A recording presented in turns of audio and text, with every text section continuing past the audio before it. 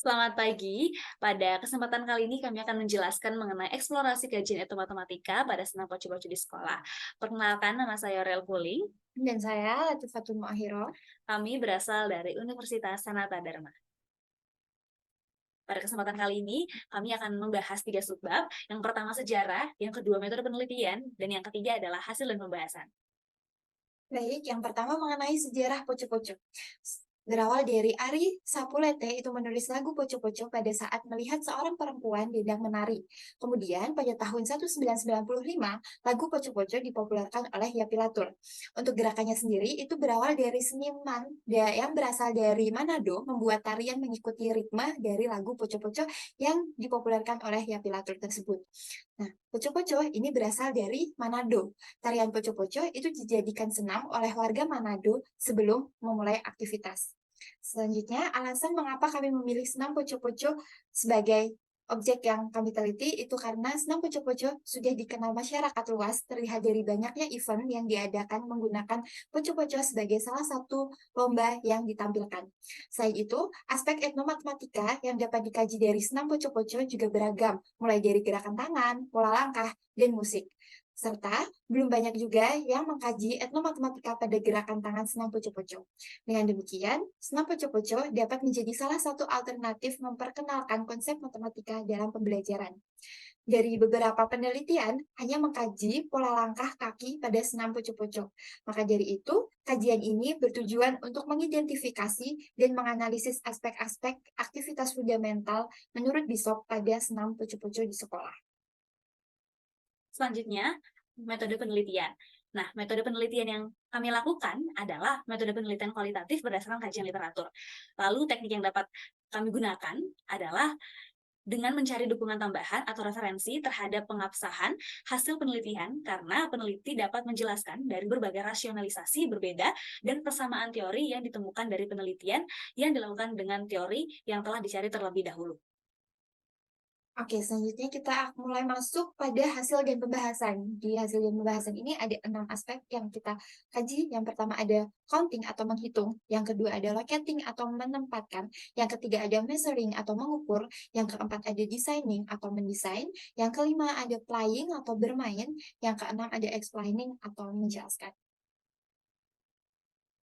Nah, yang pertama itu mengenai counting. Nah, terlihat pada gambar tersebut itu dalam satu petak itu adalah satu pola langkah kaki. Berarti pada gambar itu terdapat 4 pola langkah kaki. Nah, berdasarkan gambar tersebut itu dapat dihitung bahwa dalam satu pola langkah kaki terdiri dari 2 langkah ke kanan dan 2 langkah ke kiri, 2 langkah ke kanan dan 2 langkah ke kiri serta 2 langkah ke belakang dan 2 langkah ke depan. Nah, banyaknya langkah dalam satu pola langkah itu dapat dihitung menggunakan konsep matematika, yaitu 4 kali 2 atau 8 langkah. Dalam satu putaran itu terdiri dari 4 kali pengulangan pola langkah. Jadi dalam satu putaran itu terdiri dari 32 langkah. Nah, dalam satu kali tari senam poco-poco itu terdiri dari 394. Selanjutnya, yang kedua itu menghitung perpindahan gerakan tangan yang dilakukan pada senam poco-poco. Nah, pada gerakan pembuka, itu setiap satu pola langkah pada gambar A dan B itu dilakukan sebanyak 1 kali, pada gambar E, F, G, H itu dilakukan sebanyak 2 kali, dan pada gambar B itu dilakukan sebanyak 4 kali. Gerakan pembuka ini hanya dilakukan sebanyak satu putaran. Jadi total perpindahan gerakan tangan pada gerakan pembuka itu ada 15 kali. Selanjutnya, yang kedua, gerakan dasar itu dalam satu kali pola langkah itu gerakan AB itu dilakukan sebanyak 4 kali, gerakan CD dilakukan sebanyak 2 kali. Gerakan dasar ini dilakukan sebanyak 2 kali putaran. Maka total perpindahan gerakan tangan pada gerakan dasar itu ada 96 kali. Yang ketiga, itu gerakan mendayung. Dalam satu pola langkah, gerakan AB ini dilakukan sebanyak 4 kali, gerakan CD dilakukan sebanyak 2 kali, dan pada gerakan mendayung ini dilakukan sebanyak 2 putaran. Maka total perpindahan gerakan tangan pada gerakan mendayung ada 96 kali. Yang keempat ada yel-yel 1. pada gerakan A, B, dan C hanya dilakukan sebanyak 1 kali, jadi total perpindahan gerakan ada 3 kali. Yang kelima, gerakan memanah, itu gerakan AB dilakukan sebanyak 4 kali, gerakan CD dilakukan sebanyak 2 kali. Pada gerakan memanah ini dilakukan pengulangan sebanyak 2 kali putaran, sehingga total perpindahan gerakan tangan adalah 96 kali. Yang keenam, gerakan menombak. Pada gerakan menombak ini, gerakan AB dilakukan sebanyak 2 kali, dan gerakan C dilakukan sebanyak 1 kali. Gerakan menombak ini dilakukan pengulangan sebanyak 2 putaran, sehingga total perpindahan gerakan tangan pada gerakan menombak itu ada 40 kali. Nah, selanjutnya pada gaya 2 itu hanya terdapat 2 kali perpindahan, yaitu 1 kali ke kanan dan 1 kali ke kiri. Yang kedelapan itu pada gerakan berkuda, itu gerakan AB dilakukan sebanyak 2 kali, dan gerakan C dilakukan sebanyak 1 kali. Gerakan berkuda ini juga dilakukan sebanyak 2 kali putaran, sehingga total perpindahan gerakan tangan itu ada 40 kali.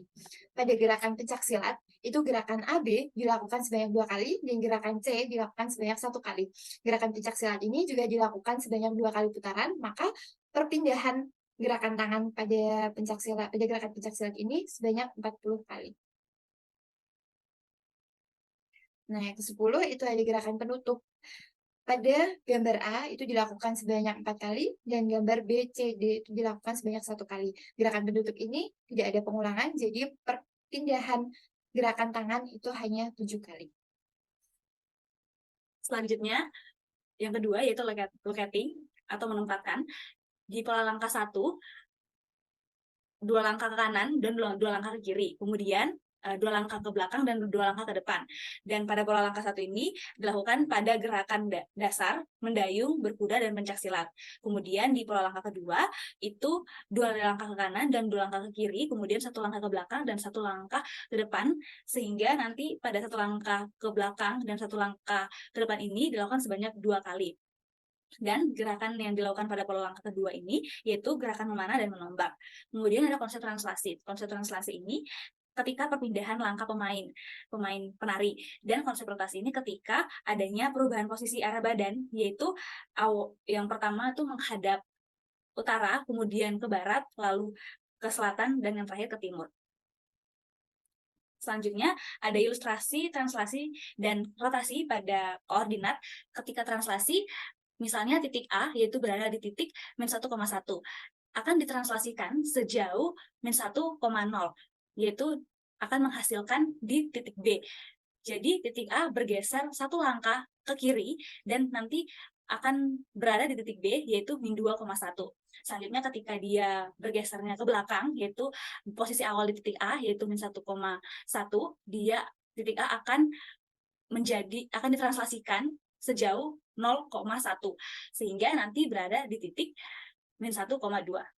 Selanjutnya di konsep rotasi ketika berada di posisi A, kemudian kemudian mengubah arah ke posisi B, yaitu sejauh 90 derajat, kemudian B ke C juga 90 derajat, C ke D 90 derajat, dan D ke A 90 derajat, sehingga nanti ketika dari posisi A ke posisi C itu menjadi 180 derajat, dari posisi A ke posisi D yaitu 270 derajat, dan ketika dari posisi A kembali ke posisi A lagi akan menjadi 360 derajat. Selanjutnya kita akan memasuki measuring atau mengukur. Yang pertama, kita dapat mengukur jarak antar pemain. Jadi, jarak antar pemain itu dapat diukur dengan satuan tidak baku, yaitu 1 depa. Sehingga dengan demikian kita dapat pula menentukan luas tempat yang dapat digunakan untuk senam poco-poco. Dari ilustrasi tersebut dapat dilihat bahwa ketika 4 pemain melakukan senam poco-poco dengan pola lantai linier, itu luas yang dibutuhkan adalah 2 depa kali 2 depa. Ketika terdapat 9 pemain, luas yang dibutuhkan itu 3 depa kali 3 depa. Ketika 16 pemain, itu luas yang dibutuhkan 4 depa kali 4 depa. Sehingga luas tempat itu dapat dihitung dengan rumus umum, yaitu akar N depa kali akar N depa. Selanjutnya, kita akan mengukur durasi senam poco-poco. Jadi, dalam 1 kali senam poco-poco itu dilakukan selama 6 menit 28 detik. Yang ketiga, itu kita akan mengukur mengenai durasi gerakan senam poco-poco.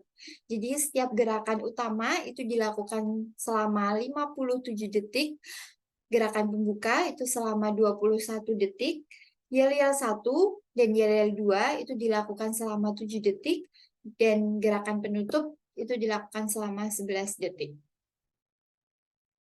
Selanjutnya, designing atau mendesain. Yang pertama ada pola lantai. Pola lantai di senam poco-poco terdapat dua, bisa menggunakan pola lantai linear dan pola lantai zigzag. Kemudian ada gerakan tangan. Pada gambar A, itu akan membentuk sudut lancip dan sudut lurus. Kemudian di sudut B, yaitu sudut lancip. Gambar di C, yaitu akan membentuk sudut tumpul. Gambar D akan membentuk sudut berpelurus. Gambar E akan membentuk sudut lancip, gambar F akan membentuk sudut tumpul, gambar G akan membentuk sudut lancip, gambar H akan membentuk sudut tumpul. Kemudian gambar I akan membentuk sudut pelurus, gambar J akan membentuk dua garis yang saling sejajar, kemudian gambar K akan membentuk sudut lancip dan sudut pelurus, gambar L akan membentuk sudut pelurus, gambar M akan membentuk dua garis yang saling sejajar, gambar N akan membentuk sudut lancip dan sudut pelurus, gambar O akan membentuk dua garis yang bersilangan, dan gambar P akan membentuk dua garis yang sejajar. Selanjutnya kita akan masuk ke playing atau bermain. Nah, playing atau bermain itu membahas mengenai keanekaragaman pada prosedur sosial dan aturan. Senam poco-poco ini juga memiliki beberapa aturan urutan gerakan dan arah langkah kaki. Aturan urutan gerakan yaitu ada gerakan dimulai dari gerakan pembuka, dilanjutkan dengan gerakan dasar, lalu gerakan mendayung, yel-yel 1, gerakan memanah, gerakan menombak, yel-yel 2, gerakan berkuda, gerakan pencaksilat, dan ditutup oleh gerakan penutup. Dan aturan yang kedua itu adalah aturan arah langkah. Arah langkah pada senam poco-poco ini dilakukan 2 langkah ke kanan dan 2 langkah ke kiri, sedangkan arah langkah yang ke depan dan ke belakang itu ada 2 jenis, yaitu jenis yang pertama 2 langkah ke belakang dan 2 langkah ke depan, jenis yang kedua yaitu 1 langkah ke belakang dan 1 langkah ke depan yang dilakukan sebanyak 2 kali. Selanjutnya, explaining atau menjelaskan. Jadi, di senam poco-poco ini terdapat konsep translasi pada senam poco-poco. Ketika dilakukan pergeseran ke kiri, titik A, yaitu X, Y, akan dilakukan translasi sejauh min A, 0, maka akan menghasilkan A aksen, yaitu X min A, Y. Sedangkan ketika pergeseran ke kanan, titik A berada di X, Y, akan dilakukan translasi sejauh A, 0, maka akan menghasilkan A aksen, yaitu X plus A, Y. Ketika pergeseran ke belakang, titik A yang awalnya X, Y, ketika ditranslasikan sejauh 0, A, maka akan menghasilkan A aksen, yaitu X, Y plus A. Kemudian pergeseran ke depan, ketika titik A berada di X, Y, ditranslasikan sejauh 0, min A, maka akan menghasilkan A aksen, yaitu X, Y min A. Nah, selanjutnya kesimpulan dari pembahasan ini yaitu pada senam poco-poco di sekolah itu terdapat 6 aspek fundamental BISOP, yaitu yang pertama ada counting. Counting ini membahas mengenai menghitung banyaknya perpindahan gerakan tangan dan banyaknya langkah kaki dalam senam poco-poco. Locating itu membahas mengenai pola langkah pada senam poco-poco. Measuring itu mengenai mengukur jarak antar pemain dengan satuan tidak baku, dan menghitung durasi waktu setiap gerakan. Designing itu membahas mengenai pola lantai dan sudut yang dibentuk dari gerakan tangan pada senam poco-poco. Playing itu membahas mengenai aturan gerakan tangan dan arah langkah. Yang terakhir itu explaining, membahas mengenai menjelaskan konsep translasi yang terdapat pada senam poco-poco. Berikut adalah daftar pustaka yang kami gunakan dalam menuliskan eksplorasi kajian etnomatematika pada senam poco-poco di sekolah, yaitu 15 referensi. Demikian presentasi yang kami dapat lakukan. Terima kasih.